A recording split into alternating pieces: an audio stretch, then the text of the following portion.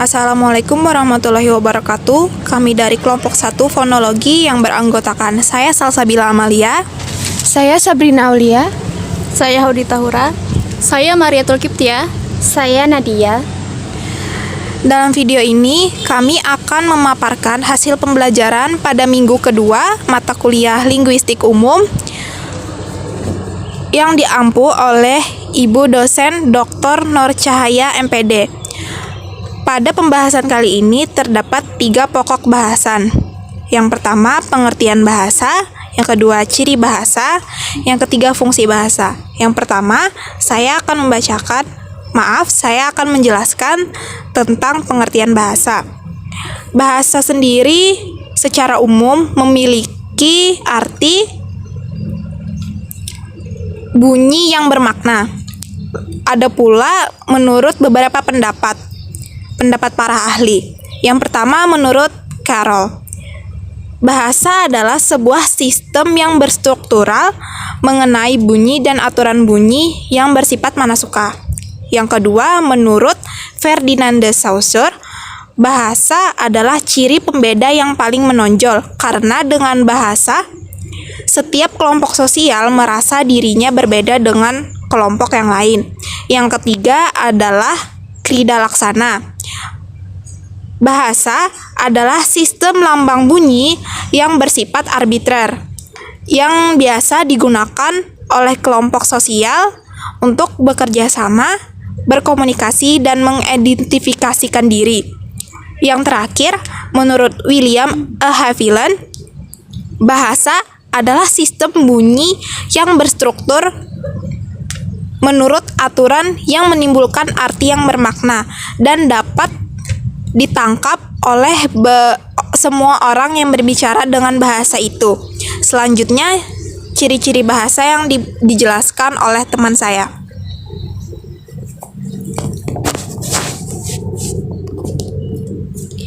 Baik, yang kedua itu mengenai ciri-ciri bahasa. Ciri-ciri bahasa itu terbagi menjadi 12 dan saya akan menjelaskan 6 diantaranya. Pertama, bahasa bersifat bunyi. Bunyi dan suara adalah satu kesatuan yang sama. Suara adalah bunyi yang dikeluarkan dari alat ucap manusia atau hewan dan gesekan benda. Sebagai contoh, kita menggunakan skema atau segitiga makna. Kuda sebagai bunyi dan binatang sebagai makna serta objeknya ialah gambar atau kuda tersebut.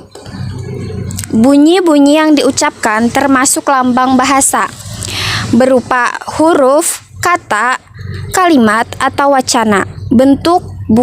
Batuk bukan merupakan bunyi bahasa. Yang kedua, bahasa bersifat bermakna. Makna atau arti adalah pengertian yang diberikan pada suatu bentuk kebahasaan. Dapat berupa morfem, kata, frasa, klausa, kalimat, dan wacana. Bahwa semua ucapan yang tidak bermakna bukanlah bahasa. Yang ketiga, bahasa bersifat lambang. Lambang dalam bahasa Indonesia juga dikenal dengan simbol, memiliki maksud tertentu. Lambang berbentuk abjad, angka, dan pelafalannya. Yang keempat, bahasa itu bersistem.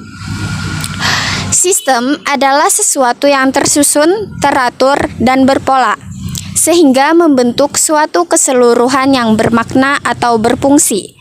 Sistem tidak berdiri sendiri. Sistem terbagi menjadi 2, ada sistematis dan sistemis. Sistematis artinya bahasa yang tersusun secara teratur dan berpola. Sedangkan sistemis tersusun dari subsistem.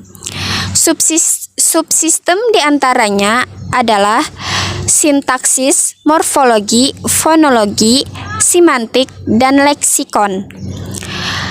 Mengenai subsistem, sistematis, dan sistemis, sistematis artinya bahasa yang tersusun secara teratur dan berpola. Sedangkan sistemis tersusun dari subsistem. Subsistem diantaranya adalah sintaksis, morfologi, fonologi, semantik, dan leksikon. Mengenai subsistem, sistematis, sistematis artinya bahasa yang tersusun secara teratur dan berpola. Sedangkan sistemis tersusun dari subsistem. Subsistem diantaranya adalah sintaksis, morfologi, fonologi, semantik, dan leksikon. makna atau pembahasan tersebut, sintaksis membahas mengenai susunan kalimat, morfologi mengenai bentuk kata, fonologi memaknai bunyi bahasa, semantik memaknai tentang makna, dan leksinon mengenai kosakata.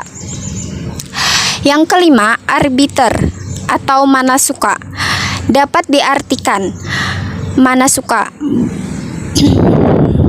berubah-ubah atau tidak tetap dan sewenang-wenang. Misalnya macam-macam dari nama es.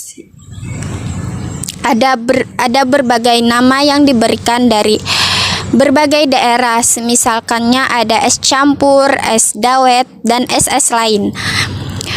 Dan es lain yang mempunyai bahan atau kesatuan yang sama tetapi diucapkan atau diberi nama dengan nama-nama yang berbeda dari daerah-daerah tertentu. Yang keenam, konvensial. Artinya berdasarkan pemufakatan atau kesepakatan suatu kelompok. Misalnya kelompok masyarakat Indonesia harus mengikuti aturan yang telah disepakati oleh masyarakat Indonesia. Makna ini tidak berbeda jauh dari arbiter. Ya, saya akan melanjutkan ciri-ciri bahasa. Bahasa itu unik, artinya bahasa itu memiliki ciri khas spesifik yang tidak dimiliki oleh bahasa yang lain. Bahasa itu memiliki keunikannya sendiri-sendiri. Ciri khas ini menyangkut sistem pembentukan kata, sistem pembentukan kalimat, atau sistem lainnya. Selanjutnya, bahasa itu universal, artinya merujuk kepada alat komunikasi yang dikatakan dan digunakan dan dipahami oleh semua orang dari berbagai bangsa di seluruh dunia. Selanjutnya, bahasa itu bervariasi, artinya bahasa itu beragam karena latar belakang dan lingkungan setiap orang itu berbeda-beda. Ada tiga istilah yang perlu diketahui. Yang pertama adalah idiolek, yaitu ragam bahasa yang bersifat perseorangan karena setiap orang mempunyai ciri khas bahasanya masing-masing. Yang kedua adalah dialek, yaitu ragam bahasa yang digunakan oleh sekelompok anggota masyarakat yang pada suatu waktu atau tempat tertentu. Selanjutnya adalah ragam bahasa adalah bahasa yang digunakan dalam suatu keadaan atau untuk keperluan tertentu. Misalnya untuk keperluan formal itu menggunakan bahasa baku, untuk kegiatan non formal itu menggunakan bahasa sehari-hari atau non formal. Selanjutnya, bahasa itu bersifat dinamis, artinya bahasa itu berubah-ubah. Bahasa itu berubah-ubah sesuai dengan perkembangan zaman. Misalnya pada contoh kata luring dan daring, kata itu baru saja digunakan pada saat ada masa pandemi. Selanjutnya, bahasa itu adalah produktif, artinya produktif itu memiliki arti selalu menghasilkan dari unsur yang terbatas menuju unsur-unsur yang hampir tidak terbatas, seperti kegiatan menulis dan berbicara. Selanjutnya, bahasa itu adalah manusiawi, artinya bahasa itu digunakan dan dipahami oleh manusia itu sendiri.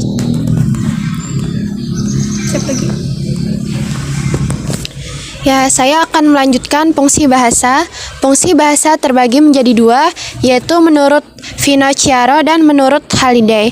Saya akan menjelaskan menurut Finocchiaro.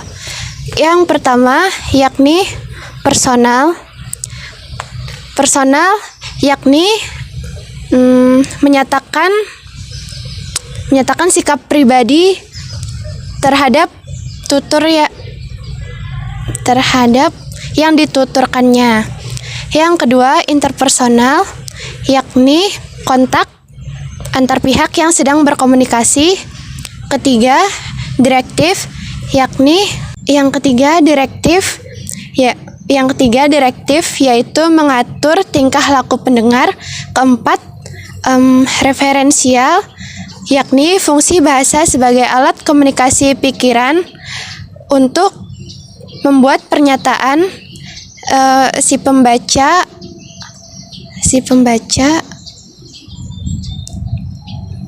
merasa dan memahami dunia seluler. Yang terakhir, imajinatif, yakni pemakaian bahasa itu sendiri untuk kesenangan bagi pemikir dan pendengar.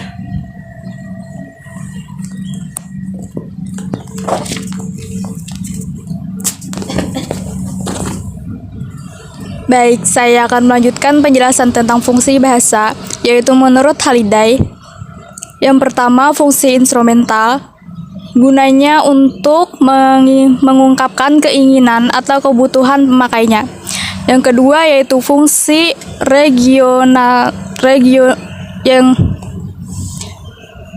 yang kedua yaitu fungsi regulator, yaitu gunanya untuk mempengaruhi sikap dan pemikiran orang lain.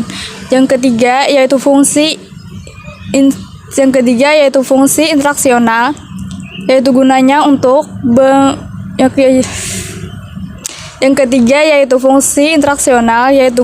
untuk menjaga hubungan sosial. Yang keempat yaitu fungsi personal, yaitu gunanya untuk mengungkapkan sikap, mengungkapkan pikiran dan perasaan pemakainya. Yang kelima yaitu fungsi heuristik, gunanya untuk belajar dan memperoleh informasi. Yang keenam yaitu fungsi imajinatif, gunanya untuk menyalurkan rasa keindahan seperti nyanyian dan karya sastra. Yang ketujuh yaitu fungsi presentasional, gunanya untuk